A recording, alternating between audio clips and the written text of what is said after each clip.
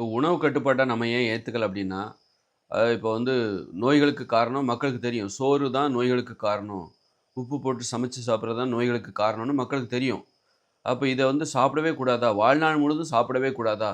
அப்ப அதுதான் வந்து மக்களால ஏத்துக்க முடியல. முடியாது, என்னால முடியாது. அதனால உணவு கட்டுப்பாட்டே அவங்க ஏத்துக்கல. அதுபோல மாமிசம் இதெல்லாம் வாழ்நாள் முழுதும் நான் சாப்பிடக்கூடாதா? அப்படின்னா அத என்னால ஏத்துக்க முடியாது. பால், முட்டை, தயிரு இதெல்லாம் வந்து நான் வாழ்நாள் முழுதுமே சாப்பிடக்கூடாதா? அப்படிப்பட்ட உணவு கட்டுப்பாட்ட தான் இவங்க பார்த்து பயப்படுறாங்க.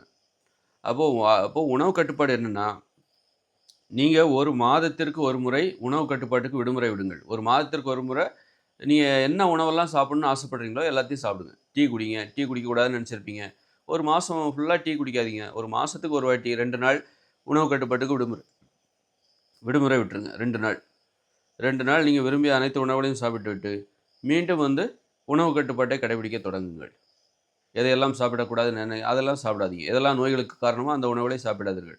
இப்ப அரிசி இன்னைக்கு இருக்கிற இயந்திர அறிவியல் உலகில் சோறு, பூரி, பொங்கல், தோசை, மாமிசம், மீனு, முட்டை, தயிர், மோர், பால், வெண்ணெய், நெய் இதுதான் நோய்களுக்கு காரணம் அப்படிங்கும்போது, இந்த உணவுகளை நான் எப்படி வாழ்நாள் முழுதும் சாப்பிடாம இருக்க முடியும்? எல்லாரும் பண்ட பலகாரம் அப்படின்னு செஞ்சு சாப்பிடுறாங்க. எப்படி என்னால சாப்பிடாம இருக்க முடியும்? இதெல்லாம் என்னால சாப்பிடாமலாம் என்னால இருக்க முடியாது அப்படின்னு சொல்லிட்டு, அப்போ உணவு கட்டுப்பாடுனாலே வேண்டான்றாங்க. நான் என்ன சொல்றேன்னா, நீங்க சாப்பிடணும்னு ஆசைப்படுறீங்களா? அப்போ 1 மாதத்திற்கு 1 முறை சாப்பிடுங்கள். 2 நாட்கள் விடுமுறை. அப்புறம் 1 மாதம் முழுவதும் உணவு கட்டுப்பாடு. 1 மாதம் முழுவதும் சோறு சாப்பிடாதீங்க. சோறு அது காய்கறிகள், பழங்கள், கீரைகள், கிழங்குகள்னு பயிர்கள், பருப்புகள், கடலைகள், காளான் இதை மட்டுமே 1 மாதம் முழுவதும் சாப்பிடுங்கள். 1 மாதம் முழுவதும் அதன் பிறகு ஒரு 2 நாட்கள் மட்டும் நீங்கள் விரும்பிய உணவுகள் இட்லி, பூரி, பொங்கல், சோறு, பிரியாணி, மாமிசம், மீனு, முட்டை, தயிர், மோர், பால், வெண்ணெய், நெய்யின்னு சொல்லிட்டு சமைத்த உணவுகள், பேக்கரி உணவு எதுவா இருந்தாலும் ஒரு மாதத்தில் 2 நாட்கள் சாப்பிடுங்கள். மீண்டும் உணவு கட்டுப்பாட்டை தொடங்கி விடுங்கள். ஆரோக்கியத்திற்காக 30 நாள். அப்புறம் நீங்க வந்து நோய்களை தருகிற உணவுகள் உங்களுடைய பலவீனத்திற்காக, சபலத்திற்காக ஒரு 2 நாள். இந்த மாரி சாப்பிடுவதன் மூலம் நம்ம உணவு கட்டுப்பாட்ட நம்ம ஏத்துக்கலாம். அப்பாடா 2 நாளா சாப்பிடலாம்ப்பா. மாசத்துக்கு 2 நாள் நான் விரும்பிய அனைத்து உணவுகளையும் சாப்பிடுவேன். கேக்கு, பப்ஸு என்ன வேணாலும் சாப்பிடுவேன். ஐஸ்கிரீம் என்ன வேணாலும் சாப்பிடுவேன். அப்புறம் திரும்ப 2 நாள் கழிச்சு திரும்ப பழையபடி அ உணவு கட்டுப்பாட்டை ஆரோக்கியம் தருகிற உணவுகளை மட்டுமே சாப்பிடுவேன். மாதத்தில் 2 நாட்கள் நோய்களை தருகிற உணவுகளை சாப்பிடுவேன். அப்படிங்கிற மாரி. அப்போ இப்ப பாருங்க, நம்ம வாழ்நாள் முழுதும் நான் டீ குடிக்கக்கூடாதா? காப்பி குடிக்கக்கூடாதா? அப்படிங்கும்போது தான் நெறைய பேர் உணவு கட்டுப்பாட்டே கடைபிடிக்கிறதில்ல. நீ சாப்பிடலாம். மாசத்துல 2 நாள் சாப்பிடு. விரும்பிய அனைத்தையும் சாப்பிடு. அதுபோல ஒரு பண்டிகை வருதா? அப்ப நீ உணவு கட்டுப்பாட்டுக்கு விடுமுறை விட்டுரு. ஒரு தீபாவளி வருது அப்படின்னா, உன் உணவு கட்டுப்பாட்டுக்கு விடுமுறை விட்டுரு. விட்டுட்டு விரும்பியது எல்லாம் சாப்பிட்டுட்டு 2 நாள் கழிச்சு திரும்பவும் உணவு கட்டுப்பாட ஸ்டார்ட் பண்ணிரு. அப்போ இப்போ உணவு கட்டுப்பாடு என்பது ஈஸியா இருக்கு. ஆ பரவாயில்லையே! நல்லா இருக்கே! வாழ்நாள் முழுதும் என்னால இத சாப்பிடாம இருக்கணும் அப்படிங்கிற அந்த கட்டுப்பாட்ட தான் என்னால ஏத்துக்க முடியல.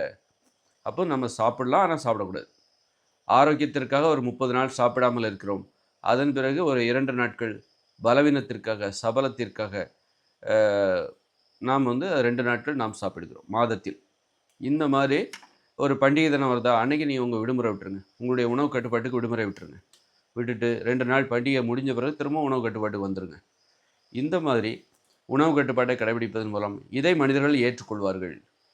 அப்படி இல்லாம வாழ்நாள் முழுதும் நீ இந்த மாமிசத்த சாப்பிடக்கூடாது, மீன் சாப்பிடக்கூடாது, முட்டை சாப்பிடக்கூடாது, பால் சாப்பிடக்கூடாது, தயிர், மோர், வெண்ணெய், நெய் இதெல்லாம் சாப்பிடக்கூடாது. சோறு, பூரி, பொங்கல், தோசையெல்லாம் சாப்பிடக்கூடாது. கோதுமையை சாப்பிடக்கூடாதுன்னா, அதை ஏத்துக்க மாட்டாங்க. ஏத்துக்கிறது ரொம்ப கஷ்டம். ஆ அதனால வந்து ஒரு மாதத்திற்கு ஒரு முறை உணவு கட்டுப்பாட்டுக்கு விடுமுறை விட்டுவிட்டு, நோய்களை தருகிற அனைத்து உணவுகளையும் விரும்பிய அனைத்து உணவுகளையும் சாப்பிடுங்கள். இந்த அரிசி, கேழ்வரகு, கோதுமை, அரிசி, ஐஸ்கிரீம், பப்ஸு இதெல்லாம் வந்து நோய்களை தரக்கூடியது. ஆனாலும் இதன் மீது மனிதர்களுக்கு ஒரு ஆசை இருக்கும். அந்த ஆசைக்காக ஒரு 2 நாள். பரோட்டா என்ன வேணாலும் சாப்பிடுங்க 2 நாள். அதன் பிறகு பழையபடி உணவு கட்டுப்பாட்டுக்கு வந்துருங்க. அப்போ இந்த உணவு கட்டுப்பாட்டை எல்லோராலும் ஏற்றுக்கொள்ள முடியும்.